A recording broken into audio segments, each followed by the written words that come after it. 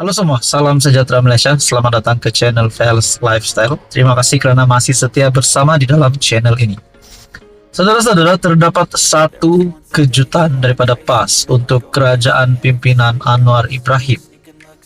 Kenyataan daripada kepimpinan PAS yang memuji seorang bekas Perdana Menteri. Bukan Muhyiddin Yassin, bukan Najib Razak, bukan Tun Mahathir. Kalau nak cakap Anwar, Anwar hari ini bukan bekas Perdana Menteri. Beliau adalah Perdana Menteri terkini Malaysia.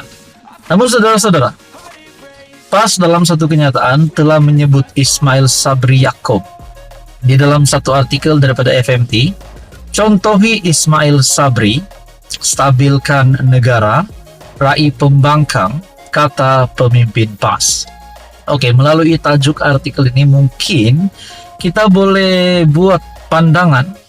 Ini hanyalah sekadar pendapat ataupun pandangan. Mungkin Ismail Sabri mengalahkan Mahathir, mengalahkan Muhyiddin Yassin dan mengalahkan Anwar. Mungkin kita boleh kata begitu.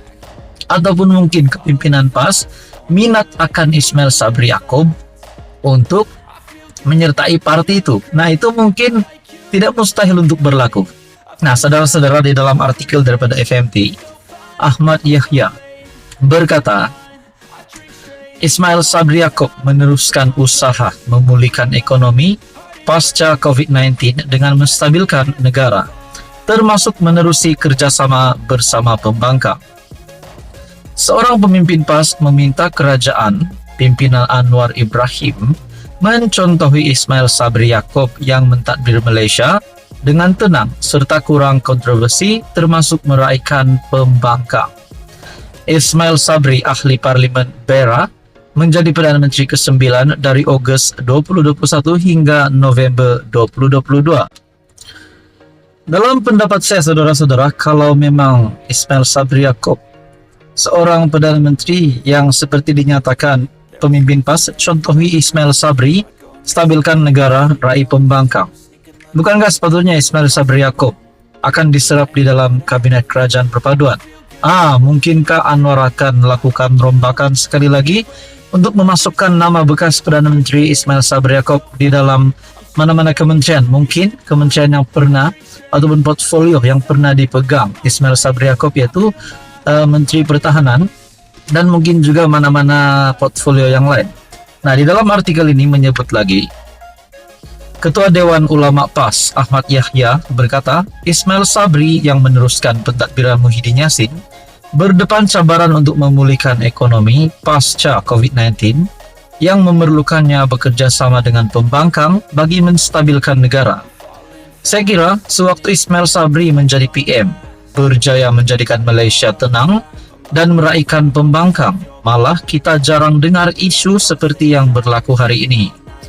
Mungkin ada kontroversi tetapi tidak sampai ke peringkat jadi seperti tidak selesa dan huru-hara seperti kini, katanya dalam sesi Ramah Mesra bersama media anjuran Dewan Ulama PAS di sini.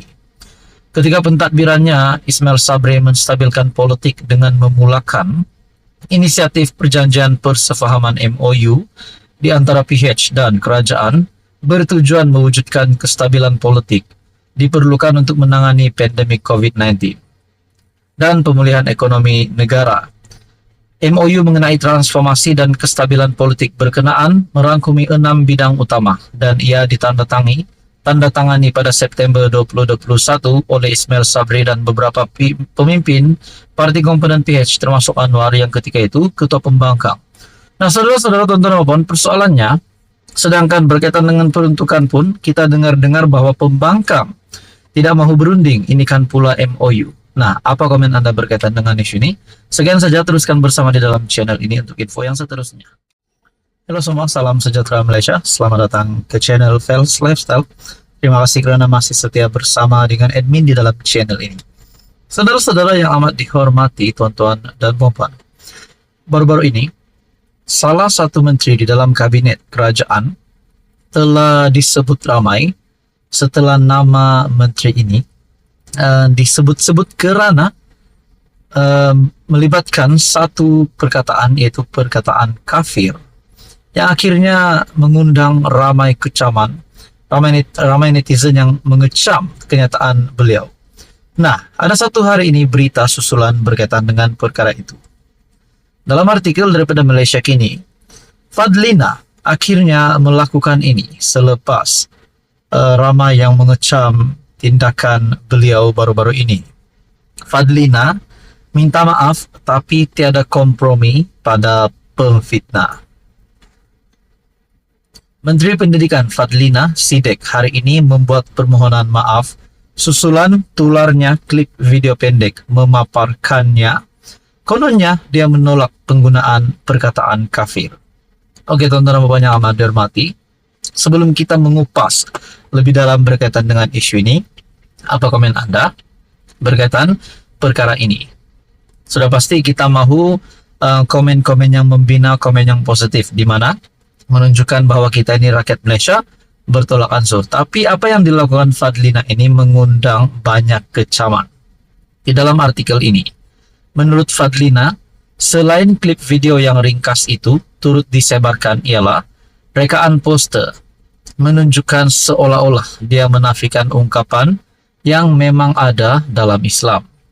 Dakwaan tersebut katanya dibuat di luar konteks sebenar dan menyimpang daripada apa yang dimaksudkannya. Saya ingin memohon maaf sekiranya ada mengguris perasaan mana-mana pihak atas kesalahfahaman, keterlanjuran kata, dan khilaf yang datang daripada kelemahan diri saya, katanya dalam kenyataan hari ini. Artikel ini diterbitkan pada 31 Mac. Dakwaan tersebut katanya dibuat di luar konteks sebenar dan menyimpang daripada apa yang dimaksudkannya.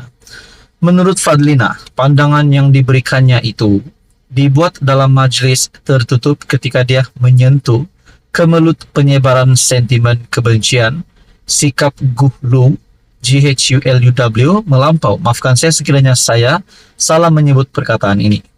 Dan gejala takfiri dalam kalangan segelintir masyarakat. Katanya sentimen jahat tersebut menular sehingga kepada anak-anak di sekolah dan ia tercetus hasil interaksi mereka dengan orang lebih dewasa yang mengambil pendekatan ekstrim. Saya sebutkan bahwa saya tidak membenarkan anak-anak saya menyebut istilah kafir yang mempunyai konotasi kebencian terhadap warga non-muslim yang hidup bersama-sama dalam negara tercinta, jelasnya. Pada masa sama, ahli parlimen Nibong Tebal itu juga mengingatkan dia tidak akan berkompromi dengan sesiapa atau mana-mana pihak yang terlibat dalam fitnah terhadapnya. Saya tidak kompromi soal fitnah dan tuduhan jahat, serta kesengajaan penyelewengan konteks, lebih-lebih lagi ancaman keselamatan terhadap diri saya dan keluarga. Hakikatnya ia adalah suatu salah faham dan kesengajaan penyelewengan konteks sebagaimana dinyatakan sebelum ini. Sejak semalam tular dakwaan, Fadlina mengharamkan penggunaan kalimat kafir termasuk di rumah dan dalam kalangan anak-anaknya. Juga satu gambar yang tular di media sosial sebelum ini yang kita dapat lihat. Gambar Menteri Fadlina, dikatakan di sini perkataan kafir pun saya haramkan di rumah, saya tak ajar anak saya sebut kafir. Di bawah dikatakan anak Sidek. Saya tidak pasti kalau ini memang benar kenyataan daripada Fadlina, namun perkongsian Fadlina yang terkini seperti yang di dalam artikel sebentar tadi saya sebutkan dari Malaysia Kini. Akhirnya Fadlina minta maaf, tapi tiada kompromi pada pemfitnah. Persoalannya, adakah Fadlina boleh dikenakan tindakan undang-undang sehingga status beliau sebagai menteri boleh terjejas? Nah, tuan-tuan dan puan, apa komen Anda? Sekian saja, teruskan bersama di dalam channel ini untuk info yang seterusnya.